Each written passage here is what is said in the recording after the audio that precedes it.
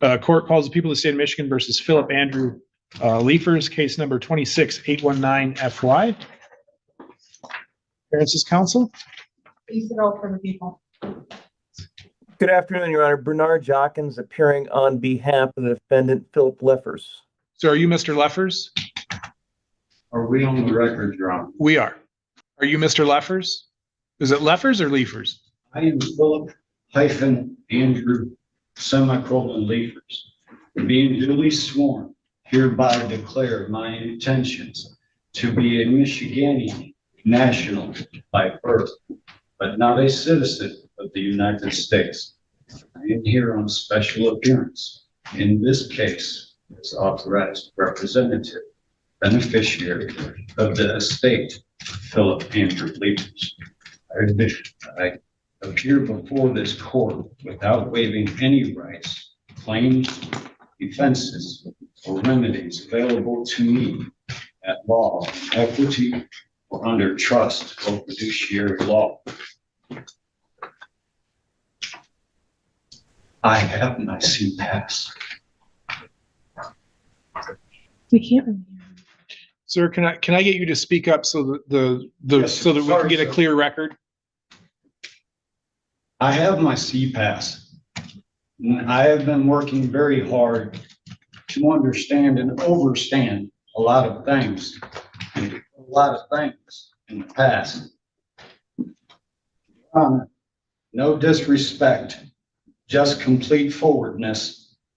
I move the court to take judicial notice of the Michigan Constitution of 1850 and the United States Constitution of 1788. And your oath to it, sir. The yes or no to what? This is a copy of your oath of office, sir. I'm going to take anything until judge tells me to. Bailiff, I'll take it. Yes, sir. Yes, that is my oath of office and has my signature on it from January 22nd, 2025. You can hand that back to him. I move the court to dismiss this case per canon 2057, which states any administrator or executor that refuses to immediately dissolve a Sesta QB trust upon a person establishing their status and competency is guilty of fraud and fundamental breach of their fiduciary duties, requiring their immediate removal and punishment. Per the United States Constitution, Article 3, Section 2, Clause 2 clearly states that when the state is a party, whether defendant or prosecutor, the Supreme Court has original jurisdiction. Supreme Court decision 1796. There, every man is independent of all laws, except those prescribed by nature. He is not bound by any institutions formed by his fellow man without his consent. Pruden v. Neely, 2 NC 338, 1796. And don't forget the law of the land, where the general misconception is that any statute passed by legislatures bearing the appearance of law constitutes the law of the land. The U.S. Constitution is the supreme law of the land. And any statute to be valid must be in agreement. It is impossible for a law which violates the Constitution to be valid. This is succinctly stated as follows. All laws which are repugnant to the Constitution are null and void. Marbury versus Madison, 5 U.S. 2 Cronch 137, 174, 176, and 1803.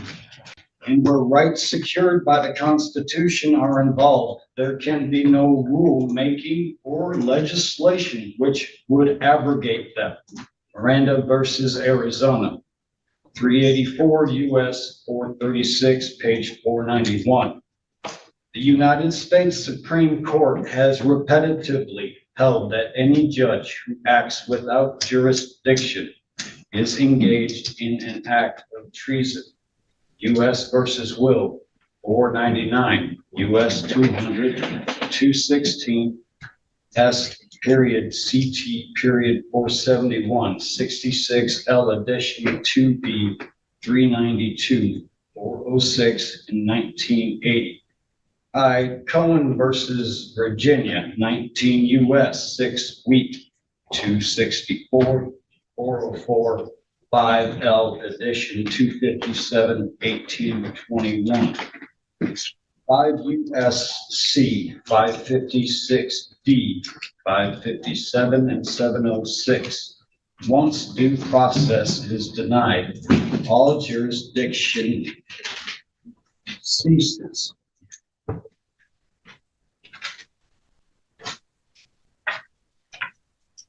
Due process has not been properly followed on me.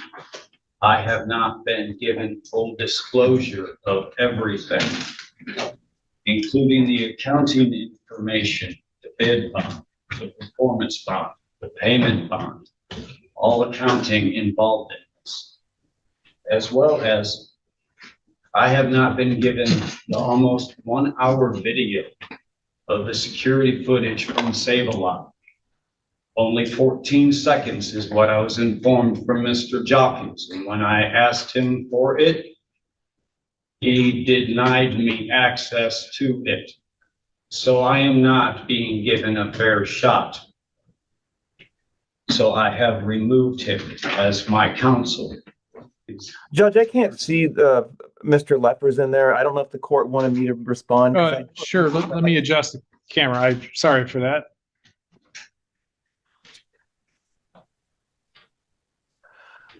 Your Honor, I'm just going to back up and give a little bit of procedural history to the court. I know that the court always reviews the files. I'm just going to explain where I'm at.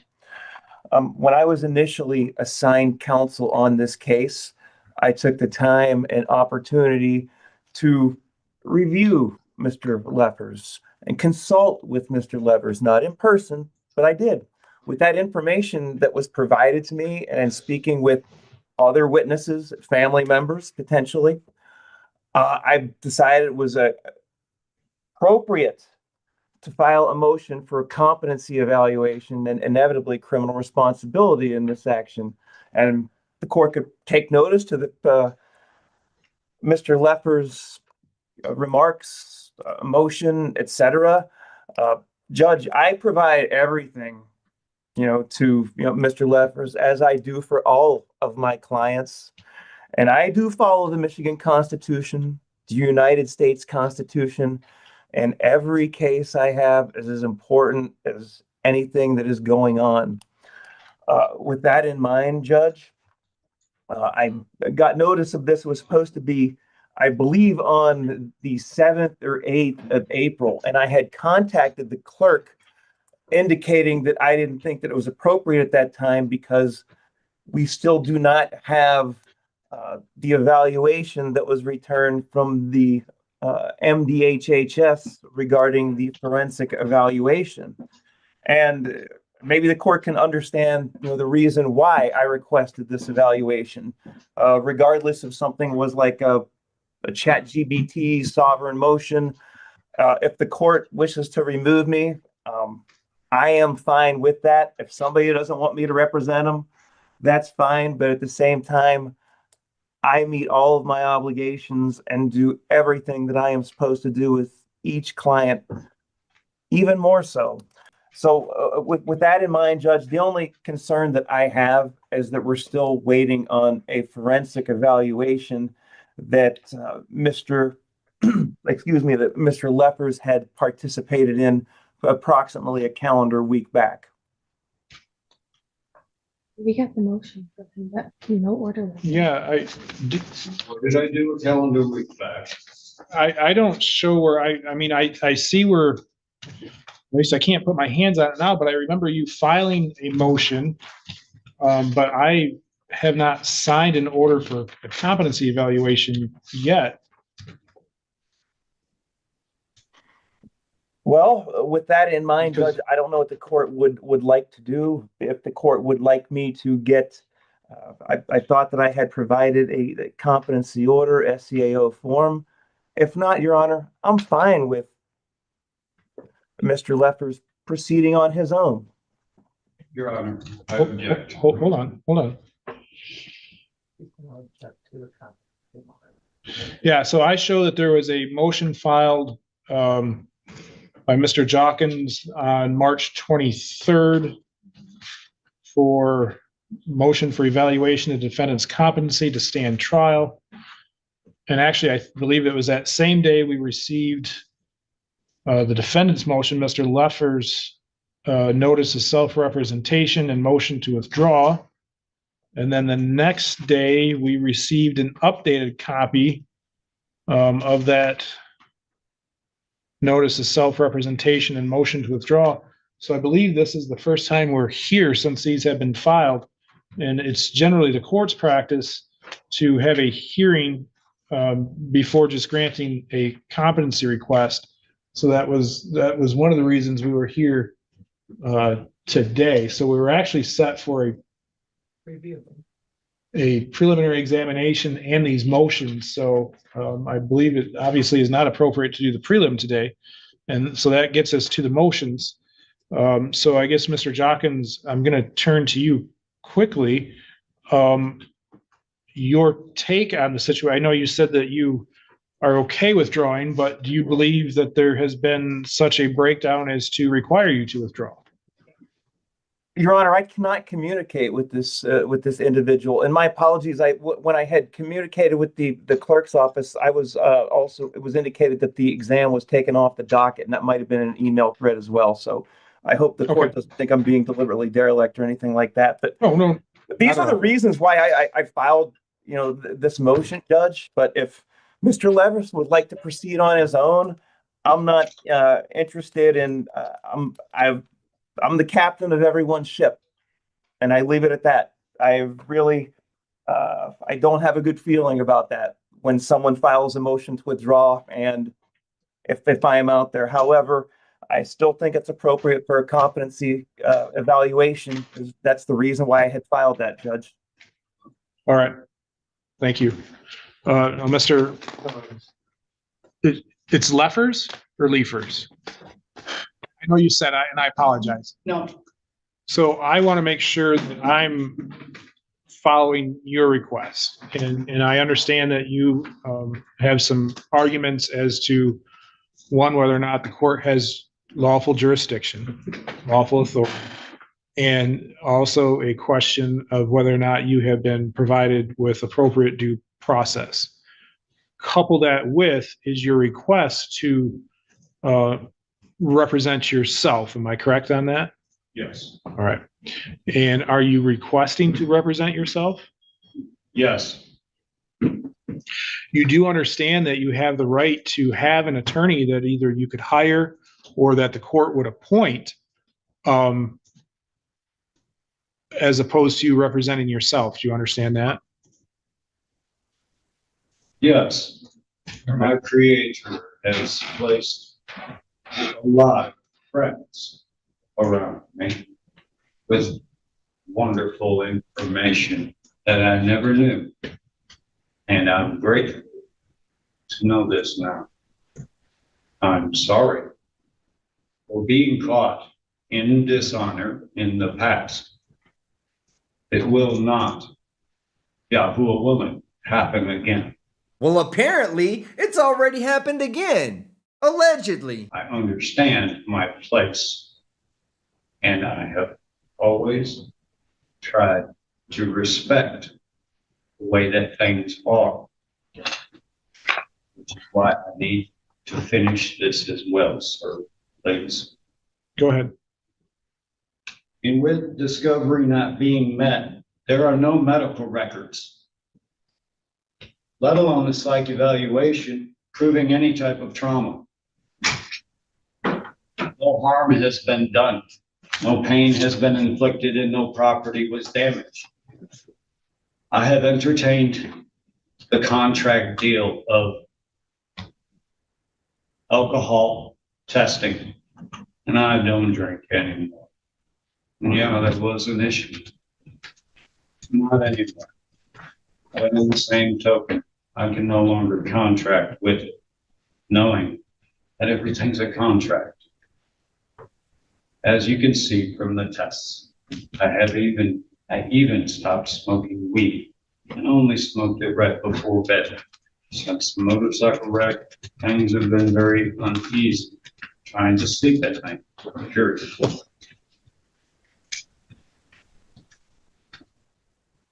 Definition of presumption.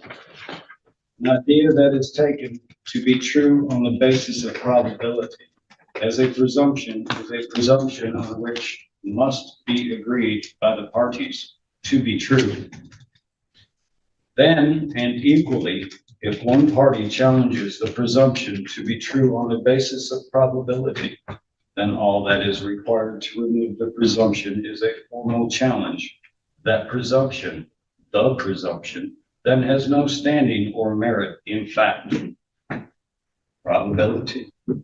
The extent to which something is probable, the likelihood of something happening in a case. By definition, then, this is not substantive, as it is only a probability of what may be, and therefore has no substance in marital fact. An incorporated state court does not operate according to any true rule of law, but by presumption, color of the law. Therefore, if presumptions presented by the private bar guild are not rebutted, they become fact, and are therefore said to stand true. There are 12 key presumptions asserted by the private bar guilds, which, if unchallenged, stand true, being public record, public service, public oath, immunity, summons, custody, court of guardians, court of trustees, government as executor, beneficiary, agent and agency, incompetence and guilt. Section I.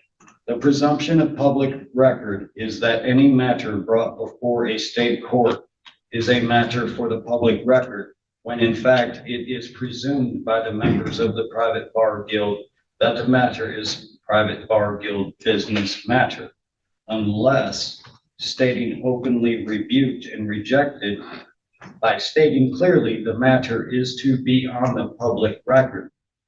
The matter remains a private bar guild matter completely under private bar guild rules. I, Philip-Andrew Leifers, the undersigned formally challenge the presumption of public record, as it is by definition a presumption and by definition has no standing or merit in presentable or marital fact. Section 2I. The presumption of public service is that all the members of the private bar guild who have all sworn a solemn, secret, absolute oath to their guild then act as public agents of the government or public officials by making additional oaths of public office that openly and deliberately contradict their private superior oaths to their own guild. Unless openly rebuked and rejected, the claim stands that these private bar guild members are legitimate public servants and therefore trustees under public oath. I am back in place. I do not need a trustee over my estate. Will govern as my creator wants me to. I, Philip-Andrew Leifers, the undersigned formally challenge the presumption of public service as it is by definition a presumption and by definition has no standing or merit in presentable or marital fact. Section 3I. The presumption of public oath is that all members of the private bar guild acting in the capacity of public officials who have sworn a solemn public oath remain bound by that oath and therefore bound to serve honestly, impartiality, and fairly as dictated by their oath. Unless openly challenged and demanded, the presumption stands that the private bar guild members have functioned under their public oath in contradiction to their guild oath. If challenged, such individuals must recuse themselves as having a conflict of interest and cannot possibly stand under a public oath. I, Philip Andrew semicolon Leafers, the undersigned, formally challenge the presumption of public oath, as it is by definition a presumption, and by definition has no standing or merit in presentable or marital fact. IV.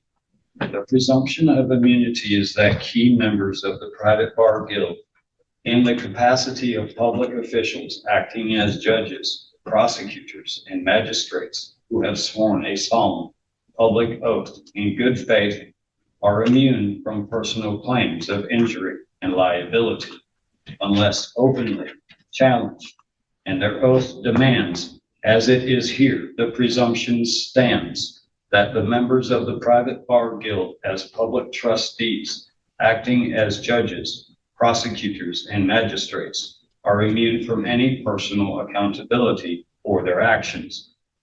I, Philip Andrew semicolon Leafers, the undersigned, formally challenge the presumption of immunity, as it is by definition a presumption and by definition has no standing or merit in presentable or marital fact. B, the presumption of summons is that by custom and summons, unrebutted stands, and therefore one who attends court is presumed to accept a position, defendant, juror, or witness. In jurisdiction of the court, attendance to court is usually invitation by summons, unless the summons is rejected and returned with a copy of the rejection filed prior to choosing to visit or attend. Jurisdiction and position as the accused and the existence of guilt stands. I, Philip semicolon Andrew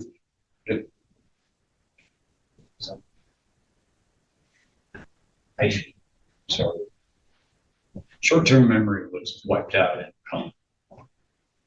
I, Philip Andrew semicolon Leafers, the undersigned, formally challenge the presumption of summons, as it is by definition a presumption and by definition has no standing or merit in presentable or marital fact. Section B.I. The presumption of custody is that by custom and summons or warrant or arrest, unrebutted stands, and therefore one who attends court is presumed to be a Judge, I'm sorry, I'm objecting at this point. and You know, right now, there's hold on. nothing that's relevant. This is just rambling and rambling and rambling. Chat GBT, sovereign citizen stuff. And therefore, Right, Mr. Leffers, I need you to stop for a second. So, this is what I'm going to do. Mr. Jockins, I'm going to allow you out of the case. So I'll sign an order in that regard. So you're free to go. Okay, thank you, Judge. All right, thank you. Now, sir, that I know you have a lot to get out there. One of the things that I have to be concerned with is if you are to represent yourself, that you, one, have the understanding of the court rules and procedure. Now, I know, and admittedly, it's been a while since I've seen this type of material out there, but I have seen it, and I'm familiar with the position that you have.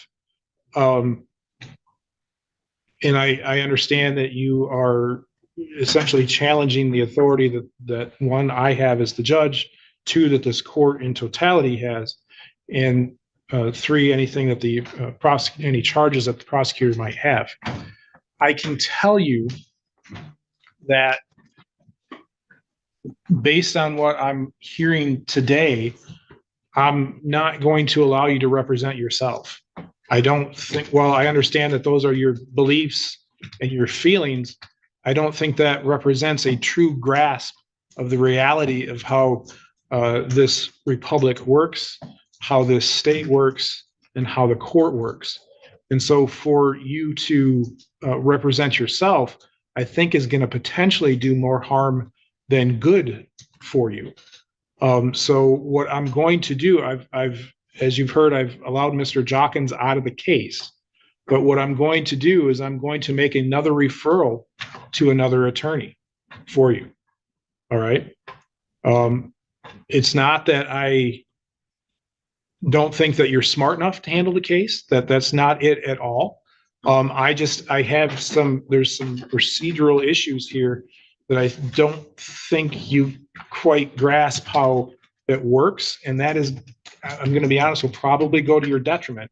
And that's and you've got some pretty serious charges here. One of them is a 4-year felony. Means, you could have up to 4 years in prison. So I want to make sure that you have the appropriate legal representation. And for that, I'm going to deny the request for you to be able to represent yourself. So we'll make another referral to the public defender's office. It might take a little bit of time because for whatever reason, this case went to a conflict attorney, which tells me that the public defender's office has some sort of conflict. What that conflict is, I don't know. But that's how Mr. Jockins came in, is he's a conflict attorney that they work with. So they'll have to reach out and find another attorney for you. Okay. Your Honor. Yes. I move the court to dismiss all charges. At the same time, this was case number 26-891-SN-1, which came to fruition because of these false charges that have been placed upon me. So, And had the officers actually done their due diligence and looked at the video footage, which is almost an hour long, proving I never ran anyone over, never threatened to, so no harm was done. Everything should have stopped right then and there. I can't give as a judge, which is another reason why I think well, I shouldn't say why I think, another reason why I believe that you need to have appointed counsel to assist you with that and to evaluate all the potential discovery issues out there that you've brought up, to evaluate your defense, and to direct in a manner which will be a beneficial outcome for you. So what I'm going to do is we'll reset this case for another day. We'll get another attorney appointed for you, and we'll have that attorney get in contact with you, and then you can discuss with them your concerns and the best procedure for moving forward. Okay?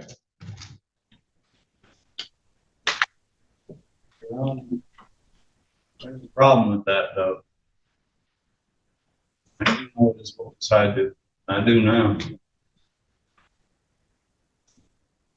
It goes against the Constitution. Even if you do have conflict. So if you want to push this to the Supreme Court, I'll go and stand in front of the Supreme Court. Well, I'm okay with that. that's certainly your prerogative to do that. So, and that's why we have the appellate courts in place. So I need a ruling, sir. Are you going to dismiss these charges on lack of jurisdiction and a violation of my constitutional rights? Article 3, Section 2, Clause 2. All right, Mr. Leffers, I have found that I'm not allowing you to represent yourself in the court. So it's not appropriate for me to give a ruling today because I'm not allowing you to represent yourself. That is something that an attorney can assist you with. I will state, as I stated before, today is not the proper time to entertain that request for a dismissal. All right. All right. So I'll On need disrespect, sorry, none taken, none taken. learning curve. Learning curve. All right, guys, that's where we're ending today's courtroom disaster. If today proved anything, it's that confidence without understanding the law is a dangerous combination. Walking into court with internet arguments and refusing legal advice rarely ends the way people think it will. Now I want to hear from you. Do you think the judge made the right call by refusing self-representation, or should he have let him learn the hard way? Drop your thoughts in the comments. And if you enjoyed the video, hit that like button, subscribe, and turn notifications on because this isn't over yet. He's got another hearing coming up.